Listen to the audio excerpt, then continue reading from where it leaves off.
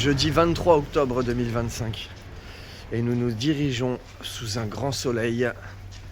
Vers la première capitale du Japon. Ah oui, c'est vrai. Première capitale du Japon avant Kyoto et Avant Tokyo. 714 après, 794 après, j'ai écrit. T'as bien travaillé, c'est bien. On se dirige à Nara, qui est en gros... Capitale des biches. Capitale des biches, je sais pas si ça... Ça se dit, je crois. Tu crois que ça se dit? Ouais. Ben en fait, ouais, voilà, on va se balader dans un immense parc dans lequel gambadent des biches en totale liberté. Et a priori, elles donnent des coups de boule. Ouais, en ce moment, elles donnent des coups de boule puisqu'elles veulent manger. Tout le temps. Voilà, donc on va voir ce que ça donne. À tout à l'heure. Et j'ai préparé mon exposé sur Nara. Ok, tu nous le feras tout à l'heure.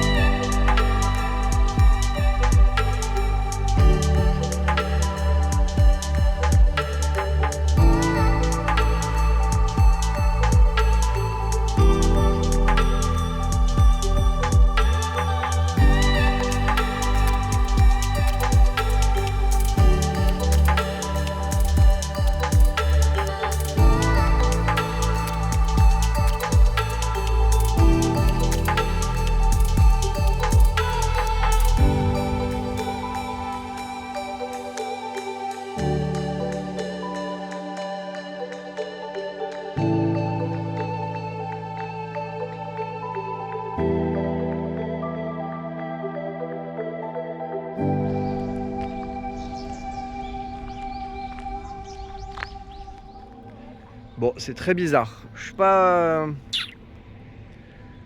très fan de l'endroit.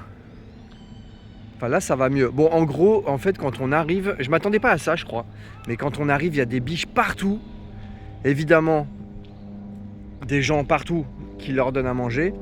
Elles sont quand même, alors elles sont pas dangereuses, mais enfin elles peuvent l'être. Ce sont quand même des animaux sauvages. Et du coup, elles te mordillent, elles te poussent. Alors pas toi, en fait très simplement, elles sentent quand t'as à manger ou pas. Donc nous, en gros, elles s'approchent, elles voient qu'on n'a rien à manger, elles s'en vont. Et regardez, là je vous montre, là je vais y aller tranquillement, discrètement. Hop, enfin même pas besoin d'être discret de toute façon. Le couple qui est derrière moi, en fait, elle a à manger et du coup, les biches, elles sont attroupées autour d'elle et des fois, elle se prend des petits coups de boule. C'est assez marrant. Et voilà, elle mordit aussi. Enfin bon. Ici, on est dans un endroit un petit peu plus calme. Et vous l'avez vu, hein, j'ai filmé un cerf magnifique qui a encore ses bois. Et puis voilà, les biches, elles sont un petit peu plus tranquilles. Il y en a qui sont allongées au soleil. C'est déjà plus plaisant qu'à l'entrée où il y a un attroupement énorme. Bon, je pense qu'on va pas y rester 3 heures. Lina, ça lui fait plaisir, elle peut les caresser, mais bon, c'est pareil, hein, franchement, encore une fois, quand elles voient qu'on n'a rien à leur donner à manger, elles s'en vont. Ce qui est logique, hein, elles ont été habituées à ça, donc... Bon, du coup, je sais pas, on va continuer la balade et puis on va voir ce qu'on va faire. Je pense qu'il y a des très jolis temples aux alentours. Ça va, à mon avis, un petit peu plus nous plaire. Et puis voilà, je vais quand même prendre encore quelques petites images.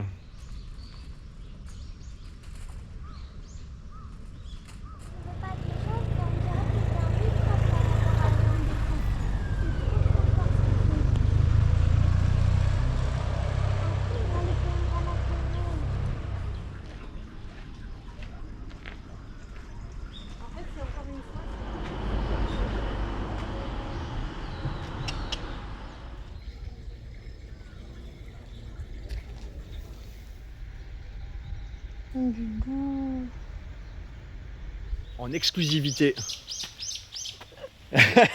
Chérie.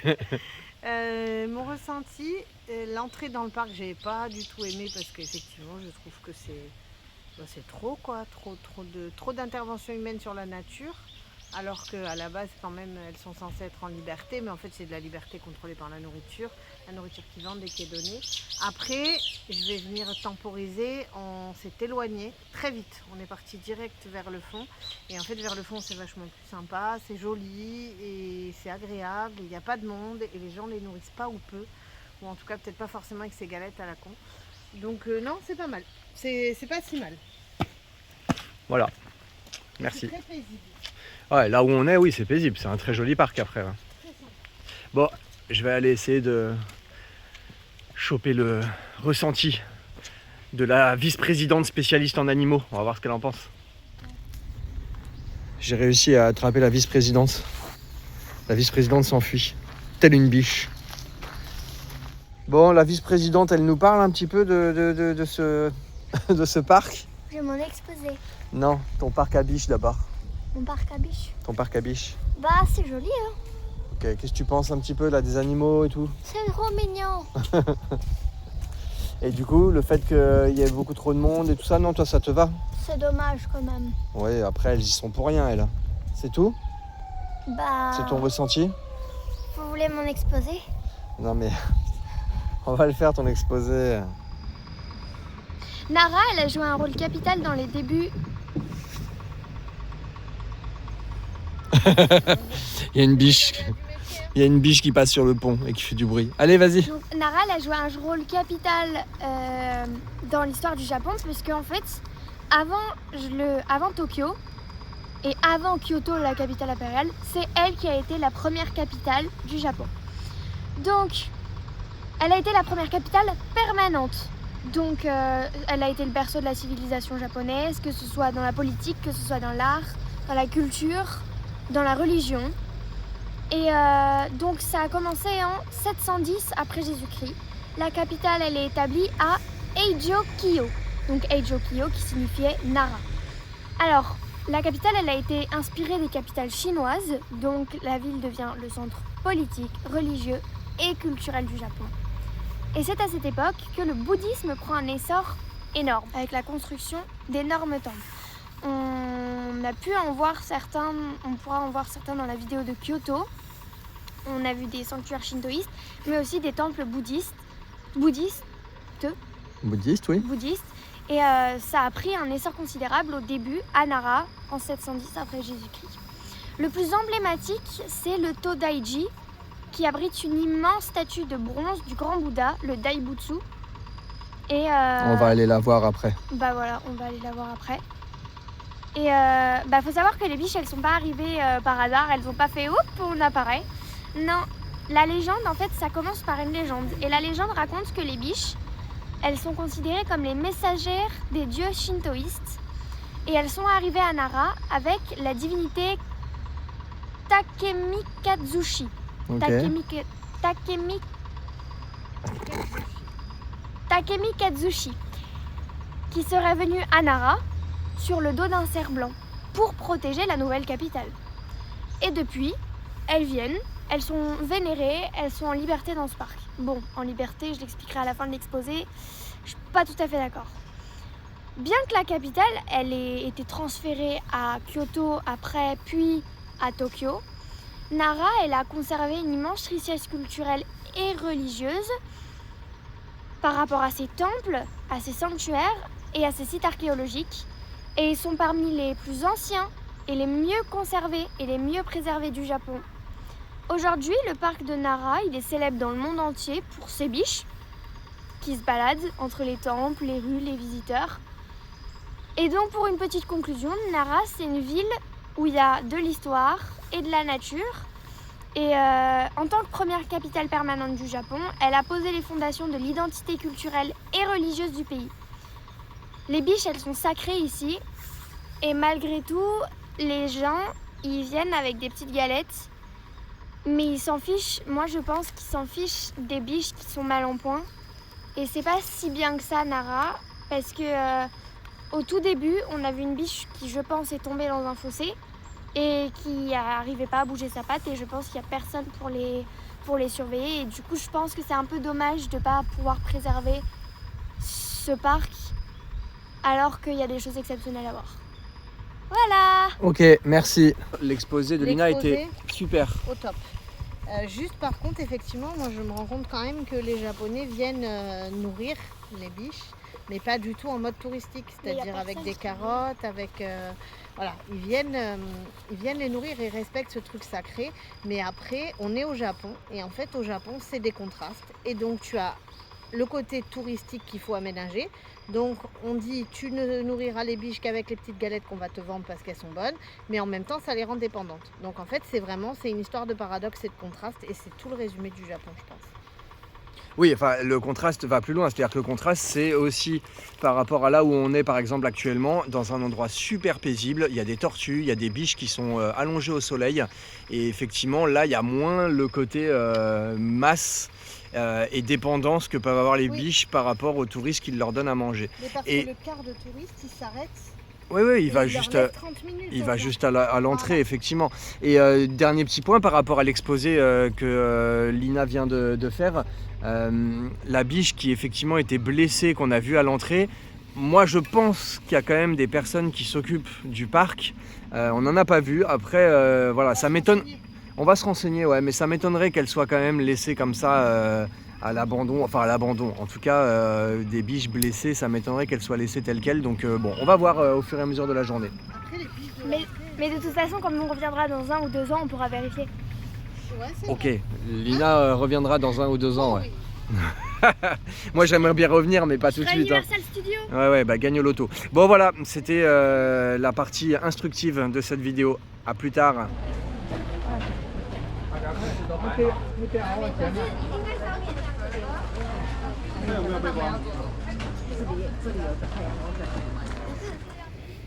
Comment c'est?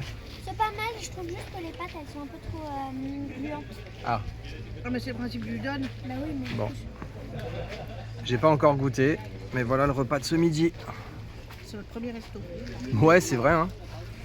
Notre premier resto officiel avec des nouilles udon dans un cadre assez sympa, avec des biches autour. Bon, on sort du resto et franchement, c'est le meilleur plat qu'on a mangé depuis qu'on est au Japon. Des nouilles udon avec un bouillon qui était délicieux. J'ai envie d'en reprendre. Mais bon, c'est vraiment de la pure gourmandise. C'était trop bon. Ah ouais. Odai, comment t'as dit? Odai Shisu. Odai Shisu.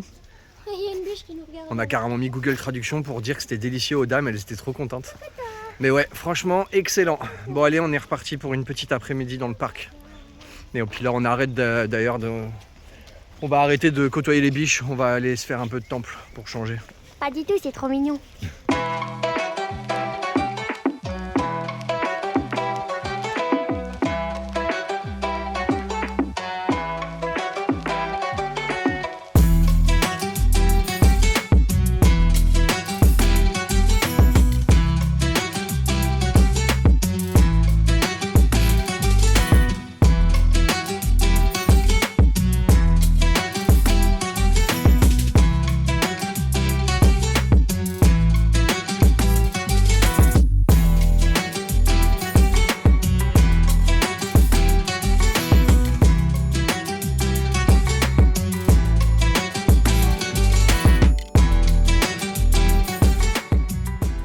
Lina, du coup, t'es encore... Je suis partagée entre c'est trop mignon et quand même ils sont pas très très bien traités, il faudrait que les gens arrêtent de les nourrir.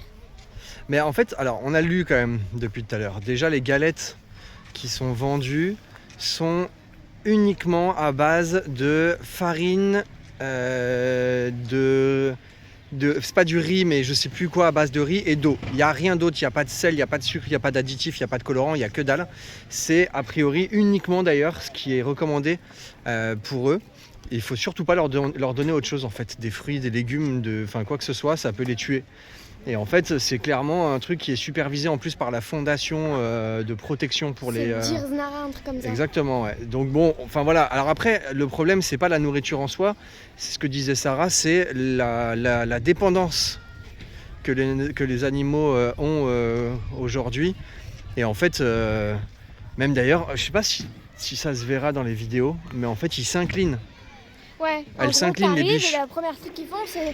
Voilà, les biches, elles s'inclinent parce que du coup, les touristes le font avant de leur donner à manger. Oui, et maintenant, parce que toutes c'est les des biches sacrés. arrivent et elles s'inclinent. C'est très bizarre. Donc bon, voilà. Et J'essaierai de vous filmer ça. ouais, mais bon.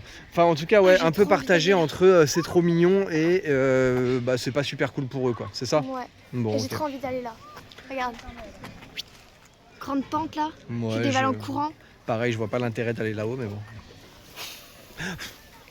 Oh, les blasés, oh, les aigris. Oh vraiment, mes parents sont aigris.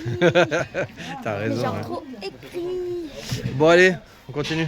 Oui, et moi je fais des bisous à Naïm, Salma, Adam et Samy parce que c'est nos nouveaux plus grands fans.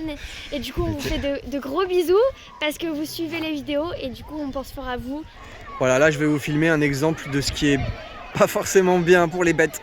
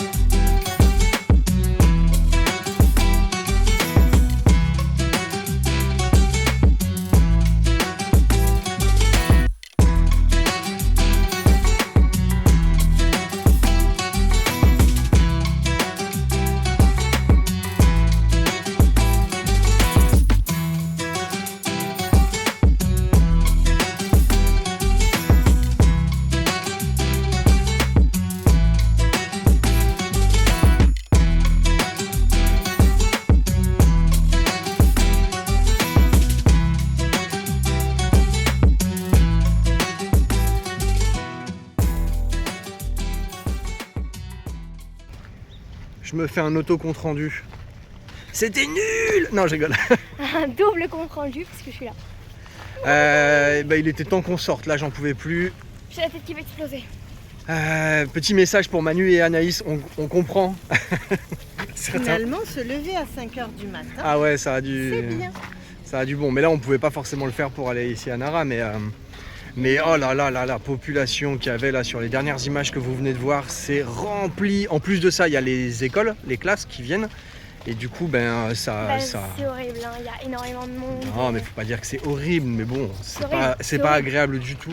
Bon, en tout cas, on pense qu'on aurait dû faire l'inverse, c'est-à-dire visiter les temples au début et ensuite aller se faire une balade dans le parc, notamment dans l'arrière du parc, là où c'était beaucoup plus paisible, mais c'est pas grave. Là où il y avait des petits cours d'eau. Après, c'est joli, il n'y a rien à dire. Là, le temple qu'on vient de faire était incroyable. Franchement, peut-être l'un des plus beaux qu'on ait vu jusqu'à présent. Mais quand il est rempli de monde, ça rend l'expérience moins agréable. Bon, allez, on va finir cette petite journée dans le centre de Nara. Je pense qu'il y aura quand même moins de monde, quoique, faut voir. On va aller se balader dans les petites ruelles. Charlie, Lisa, Selma, Naïm et les enfants pour aller manger une glace. Il n'y a pas de grido, mais on va manger une glace. C'est fou cette manie de faire des dédicaces là depuis quelques vidéos, c'est incroyable. Bah on fait des dédicaces aux gens qu'on adore. Il est 15h et ça va être dégustation de saké pour moi. J'ai toujours voulu boire un vrai bon saké ici au Japon. Et franchement, l'endroit dans lequel on s'est arrêté, je trouve qu'il est approprié, on va dire. Il n'y a absolument personne.